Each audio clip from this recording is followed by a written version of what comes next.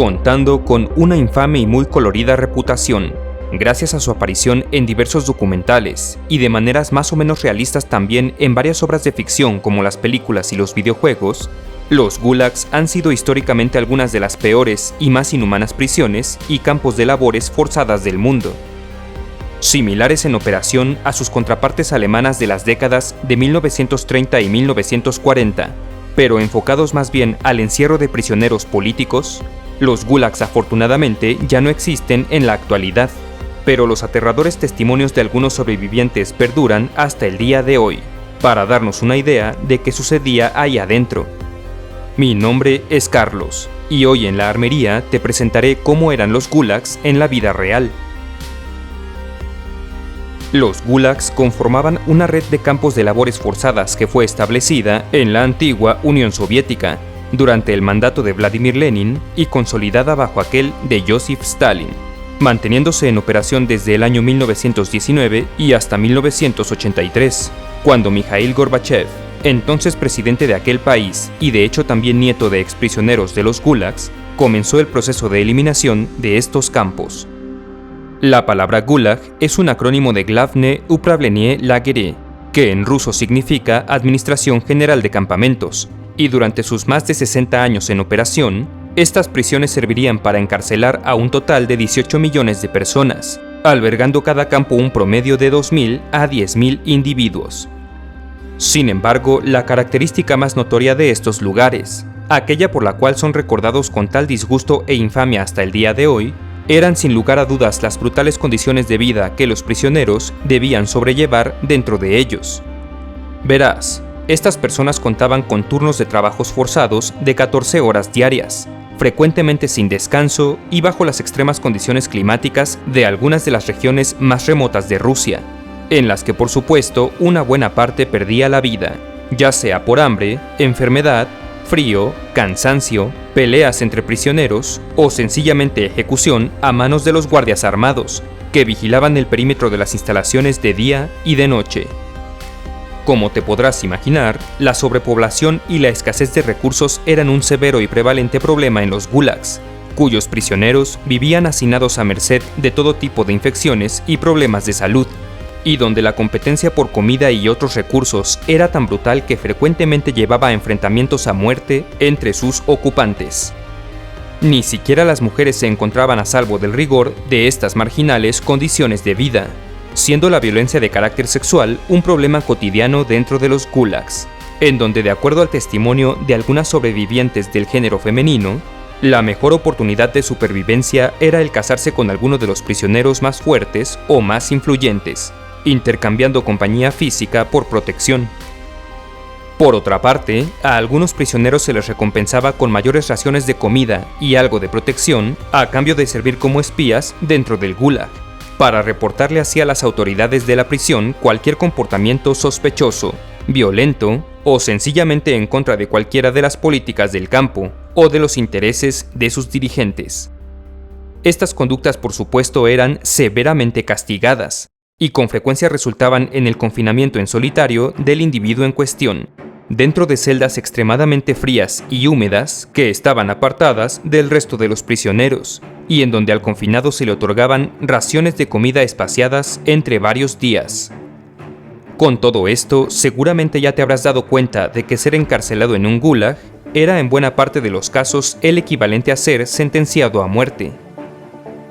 Para el año 1921, esta red de prisiones contaba ya con 84 gulags, y durante las décadas subsecuentes se expandiría más aún, ya que Stalin consideraba estos campos como una eficiente manera de potenciar la industrialización de la Unión Soviética, extrayendo en ellos muy valiosos y abundantes recursos naturales como la madera o el carbón y varios otros minerales. Sin embargo, sobra decir que estas prisiones también conformaban el perfecto lugar de aislamiento al cual enviar a los opositores políticos del régimen de Stalin, principalmente durante el periodo de opresión y persecución conocido como la Gran Purga, llevado a cabo a finales de la década de 1930, para eliminar a todo aquel que se opusiera a los ideales y las políticas del Partido Comunista. Así pues, los primeros prisioneros en ocupar los gulags a partir de 1919 eran mayoritariamente criminales comunes y campesinos adinerados, estos últimos conocidos como kulaks, muchos quienes se oponían a la política de colectivización de Stalin, que sustituiría a las granjas de propiedad privada por tierras de cultivo comunales. No obstante, durante la Gran Purga, a los criminales y campesinos se les unirían dentro de los gulags millones de disidentes y opositores políticos, desde oficiales militares y de gobierno hasta gente común con un alto grado de educación, como doctores, escritores, intelectuales, artistas y científicos.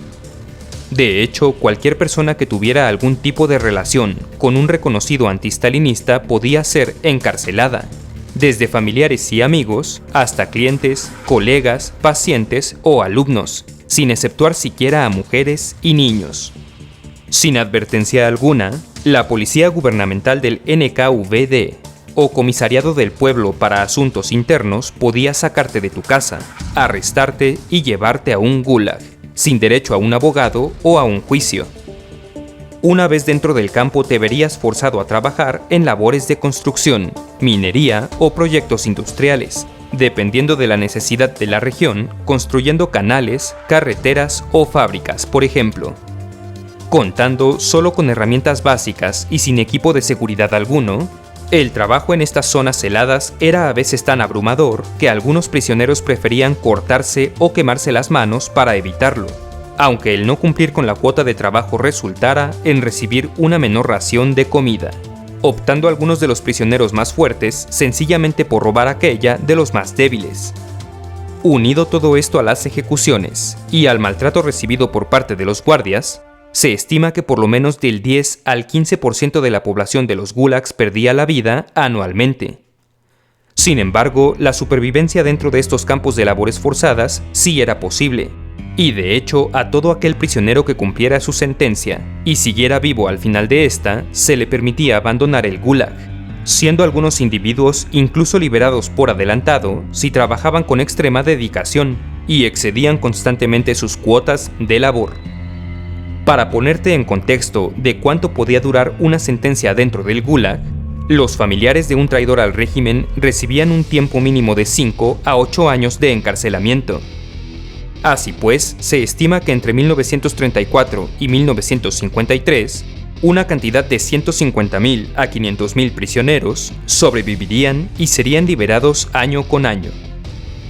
Después de la muerte de Stalin en 1953, el sistema de los gulags perdería la mayor parte de su importancia, siendo liberados en cuestión de algunos días varios millones de los prisioneros que aún permanecían encarcelados, debido principalmente a que Nikita Khrushchev, sucesor de Stalin, era uno de los más duros críticos de los campos, las purgas y la mayoría de las políticas de su antecesor.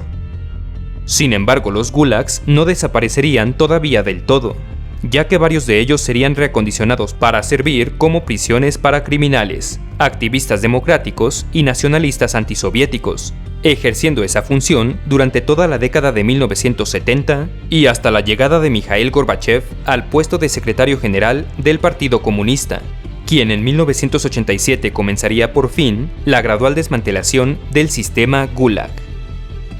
Aún así, las atrocidades cometidas dentro de estas prisiones no serían conocidas de manera oficial por el mundo, sino hasta después de la caída de la Unión Soviética, en 1991, fecha antes de la cual ningún testimonio en video o fotografía había sido liberado al público, existiendo solo relatos escritos como aquel que el historiador ruso y sobreviviente del Gulag, Alexander Solzhenitsyn, publicaría en su libro Archipiélago Gulag, y quien además ganaría el Premio Nobel de Literatura en 1970, para ser expulsado de la Unión Soviética 4 años más tarde, quedando en la historia como la cicatriz de una experiencia aterradora vivida por millones de personas. Actualmente ya ningún gulag permanece en operación, pero espero que con este video te hayas dado cuenta de que la realidad de la situación supera enormemente a aquello que nos es mostrado en nuestros medios ficticios de entretenimiento. Si mi trabajo te parece entretenido o informativo, me ayudarías mucho apoyándome con tu like y tu suscripción. Agrégate también a mis redes sociales, Facebook, Twitter e Instagram para estar en contacto. Te dejo los links en la descripción. Muchas gracias y hasta la próxima.